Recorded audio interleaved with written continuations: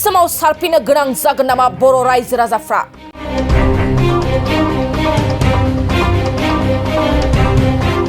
थारैनो आसाम सरकार सोलोंथाइ बिफाना बर' बिजोंखौ फोजोबस्रांनायनि राहा लामारदों नामा? बर' बिजोंखौ बिमा गदायनि फिसाबादि नोजोरजों नायदों नामा आसाम सरकारा? नैथि गणोत्सवआव बर' बिजोंनि थाखो 2नि बिगियान आरो सानखान्थि सोंथि बिलाइखौ इंराजि रावजों दाननायखौ जों माब्लाबाबो गनाया। थाबैनो बर' रावजों सोंथि बिलाइखौ दाननानै गणोत्सवखौ खुंफिननो थाखाय दाबि। आसाम सरकारा जोंनि दाबिखौ मानियाब्ला जों राजा लामायाव सोमावसारफिनगोन। बेफोर गोख्रों बाथ्राखौ धेमाजि जिल्ला बर' थुनलाइ आफादनि लेङाइ नेहाथारि अरुण बसुमतारिया खौरांगिरिनि सिगाङाव बुङो। धेमाजि जिल्ला गगामुग हालामनि सिङाव थानाय महरी केम्प गोजौसिन गेजेरारि फरायसालियाव दिनै नैथि गणोत्सव खुंनायाव धेमाजि जिल्ला बर' फरायसा आफादजों लोगोसे धेमाजि जिल्ला बर' थुनलाइ आफादा होबथादों। नैथि गणोत्सवआव बर' बिजोंनि थाखो 2नि सानखान्थि आरो बिगियान आयदानि सोंथि बिलाइया इंराजि रावजों फैनायनि थाखाय धेमाजि जिल्लानि दुलाराय बर' फरायसा आफाद, धेमाजि जिल्ला बर' थुनलाइ आफाद आरो गगामुग दख'रा दुलाराय बर' फरायसा आफाद 6 थाखोनि गणोत्सवखौ बन्द खालामनाय जाबाय। थाबैनो सानखान्थि आरो बिगियाननि सोंथि बिलाइखौ बर' रावजों दाननानै गणोत्सवखौ खुंफिननांगौ होननानै बुंदों धेमाजि जिल्ला बर' थुनलाइ आफादनि नेहाथारि निरन ब्रह्मआ। खौरांगिरिनि सिगाङाव फोरमायबावनाय बादिब्ला आसाम सरकारा बेफोर दाबिखौ मानियाब्ला दुलाराय बर' फरायसा आफादजों लोगोसे बर' थुनलाइ आफादा जथायै राजा लामायाव ओंखारनानै गोख्रों सोमावसारगोन होननानै फोरमायो। खौरांगिरिनि सिगाङाव मा बाथ्रा बुंखो आबुङै मिथिनानै लानो फै। गगामुगनिफ्राय बिमल गयारिनि रिपर्ट, बड'लेण्ड बुब्लि। गिबियावनो बड'लेण्ड बुब्लि रादाब बुथुमगिरि बिथांमोनसिम साबायखर बावहरबाय। नै जों दा महरी केम्प जौमा फरायसालियाव दंफैयो। दिनै जिथुनिखि बाथिलानि गणोत्सव, बे गणोत्सवआव जोंनि दुलाराय बर' थुनलाइ आफाद लोगोसे दुलाराय बर' फरायसा आफाद, धेमाजि जिल्ला बर' फरायसा आफाद लोगोसे धेमाजि जिल्ला बर' फरायसा आफाद, थुनलाइ आफाद लोगोसे गगामुग दख'रा बर' फरायसा आफादनि माखासे मावथि फारिया लोगो लानानै नै जों दिनै बे महरी केम्प जौमा फरायसालियाव दंफैयो। बेनो जाहैबाय जोंनि जिथुनिखि गणोत्सव 2024 मायथाइनि जिथुनिखि बाथिलानि, बे बाथिलानि गणोत्सवआव जों मानो बे धेमाजि जिल्ला बर' थुनलाइ आफाद मानो होबथानो गोनां जाखो, बे खोब दुखुनांथावनि खोथा।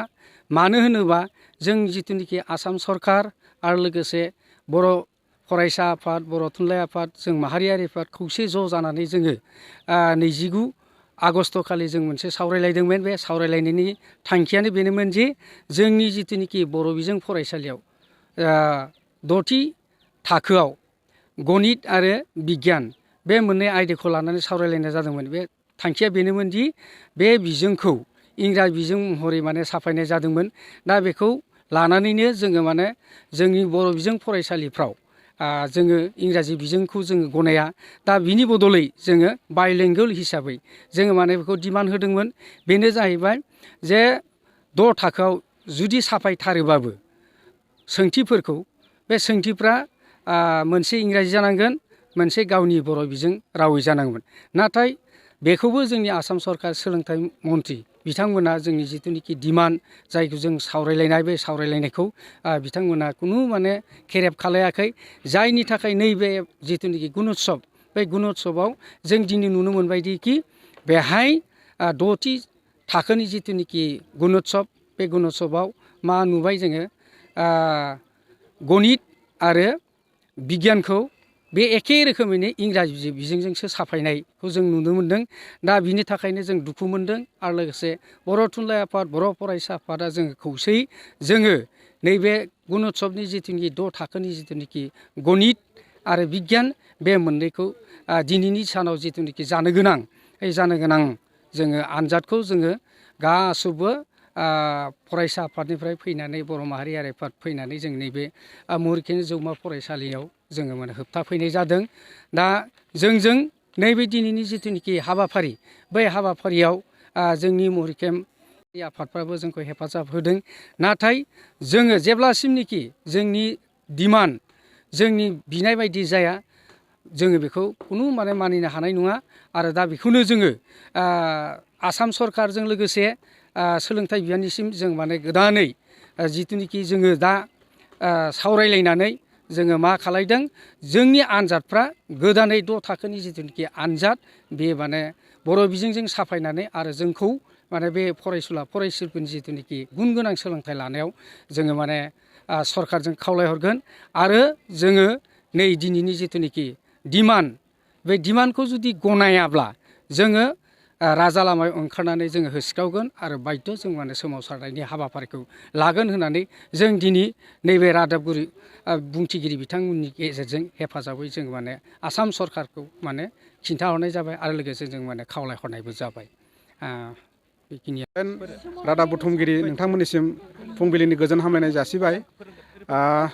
जोंहा दिनै गुण'त्सबनि नैबे हाबाफारियाव धेमाजि जिल्ला दुलाराय बर' फरायसा आफादजों लोगोसे धेमाजि जिल्ला बर' थुनलाइ आफाद जथायै आरो गगामुग दख'रा दुलाराय बर' फरायसा आफाद जथायै फैनानै दिनै गुण'त्सबआव जिहेतु थाखो 6नि बिगियान आरो सानखान्थि बे आयदा मोननैखौ जिहेतु इंराजि बिजोंजों कुइसन पेपारा फैबाय, बेवहाय जोङो माहारियारि आफाद हिसाबै जोबोद दुखु फोरमायदों।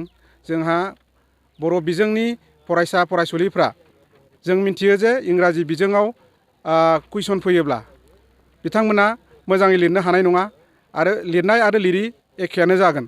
जिहेतु उन्दैनिफ्रायनो बर' बिजोङाव फरायबोबाय, बे उन्दै उन्दै फरायसा फरायसुलिफ्रा दिनै थाखो 2आवसो सिदायैनो इंराजि बिजोङाव फैनायाव दा बिथांमोना इंराजि बिजोंखौ बुजिनो हानाय नङा आरो मोजाङै लिरनो हानाय नङा। बेनिखायनो जोंबो माहारियारि आफाद हिसाबै जिहेतु जोंहा राव दङ, जिहेतु थुनलाइ दंखायो, जे बर' बिजोंनि कुइसन पेपारजों जोंनि गथ'फोरनि गुन गोनां इभालुवेसनखौ खालामनांगौ आरो बेनिखायनो जों होबथानाय जादों दि दिनै आसाम सरकारा बर' बिजोंनि सायाव बिहारि मेगनै नायदों होननानै बुंजायो जे लासै लासै बर' बिजोंखौ बिथांमोना बुथारनायनि लामायाव नाथ्रोदगासिनो दङ।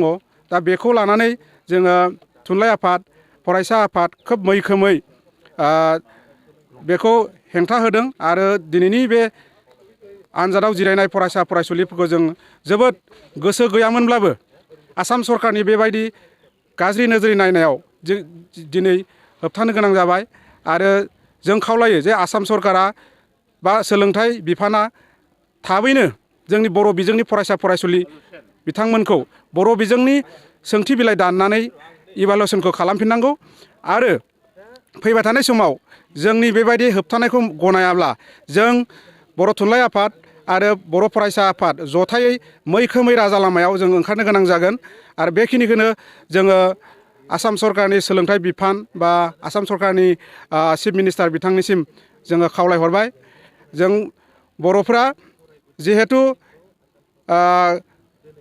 उन्दै उन्दै फरायसा फरायसुलिफ्रा जोंनि बर' माहारिनि भबिसत, दा बिथांमोना जुदि बर' बिजोंजों लिरनानै मोजाङै गावनि गुनखौ दिन्थिनो हायाबा दिनै जों बुंनो हायो जे दिनै गुण'त्सब नङा, दिनै जोंनि बर' बिजोंखौ बुथारनायनि मोनसे उत्सबसो खालामगासिनो दं होननानै जों बुंनो सानो।